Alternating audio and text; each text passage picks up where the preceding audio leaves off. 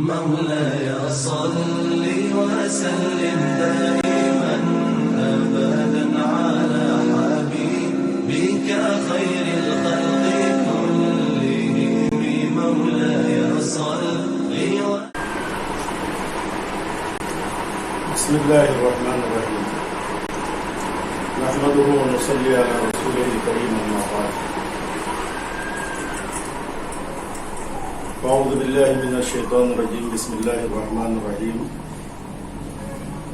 ولنبلونكم بشيء من الخوف والجوع ونقص من الأموال والأنفس والثمرات وبشر الصابرين.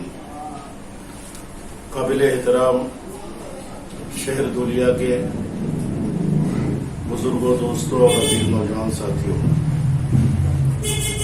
اس وقت ہمارا وہ شہر دھولیا جو اب تک ایک عالمی وبائی مرض سے، بیماری سے محفوظ و مامون رہا ہے، اس وقت ہماری دانستہ یا نادانستہ غلطیوں، بے احتیاطیوں اور گناہوں کی وجہ سے اس وبا کی زد میں آ چکا ہے. لیکن میرے عزیزوں، مومن اپنے اوپر آنے والے ہر حال کو اس نظر سے دیکھتا ہے کہ وہ اس کے گناہوں کا خمیازہ ہے. اس لیے اس نازک اور پرخطر اور سنگین موقع پر کہ آنے والے حالات ہمیں بہت اچھے دکھائی نہیں دے رہے ہیں، چند باتیں آپ حضرات کی خدمت میں عرض کرنی ہے. غور سے سن کر اس پر عمل کرنے کی کوشش فرمائیں. سب سے پہلی چیز تو یہ کہ اس وقت جہاں ہم کو پرشاسن کی طرف سے 2 دن آنے والے 2 دن کے لاک ڈاؤن کی پابندی جو آج بروز پیر 12 بجے رات سے شروع ہونے والا ہے، اس کی نہایت سختی سے پابندی کرنی ہے. اپنے گھروں سے بالکل نہیں نکلنا ہے، اپنے آپ کو اپنے گھروں میں پابند رکھنا ہے. نوجوانوں سے خصوصاً یہ گزارش کی جاتی ہے کہ وہ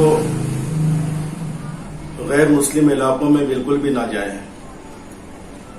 اور اس لاک ڈاؤن کی پابندی کے ساتھ ساتھ دوسری بات جس کا اہتمام اور جس کی رعایت خاص طور سے ان 2 دنوں میں کرنا ہے، وہ یہ کہ ہم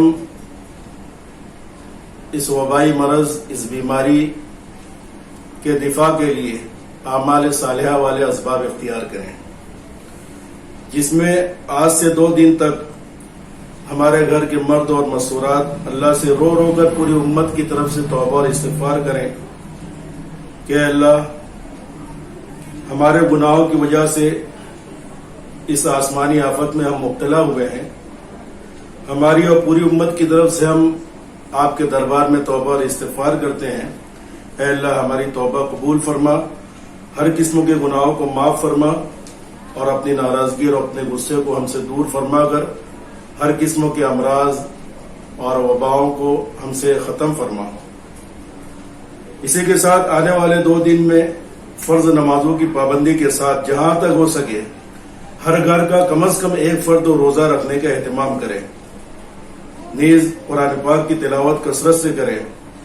وبائی امراض کے لیے جو دعائیں مسنونہ ہیں اور جو وظائف علماء اور اللہ والوں کی طرف سے بتائے گئے ہیں، ان کا اہتمام کریں.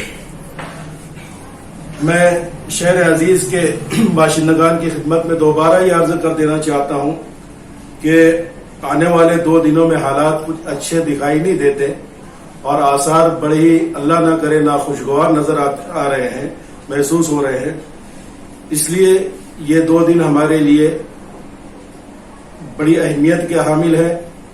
اس میں کوئی چیز ہم کو اللہ پاک کی ناراضگی اور اس وبائی مرض سے بچانے والی نہیں ہے سوائے اللہ پاک کی ذات کو راضی کرنے کے اور اعمال صالحہ کے ذریعے سے اس کا تقرب حاصل کرنے کے.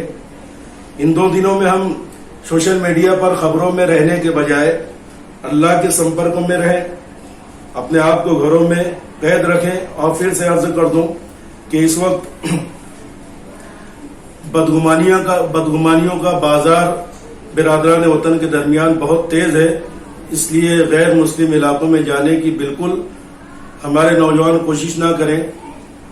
سوشل میڈیا پر بڑی اشتعال انگیزیاں ہو رہی ہے اور برادران وطن کی طرف سے नफरत के कलेमात कहे जा रहे हैं। हम किसी भी इश्तियाल अंगेजी से हरगिज मुतासिर ना हो, किसी के भड़कावे में ना आए, सब्र और तकवा के साथ हम इन आने वाले हालात का मुकाबला करें। अल्लाह पाक पूरी उम्मत से अपनी नाराजगी को दूर फरमाकर हर किस्म की आफात और मसाइब का खात्मा फरमाए। इन्हीं गुजारिशात के साथ मैं अपनी बातों को ख़त्म करता हूँ, इस उम्मीद के साथ कि आप इसके ऊपर मुकम्मल तौर से अमल करेंगे और दूसरों को भी अमल की तलकीन करेंगे। वाखिर दावाना अनिल हम्दुलिल्लाहि रब्बिल आलमीन।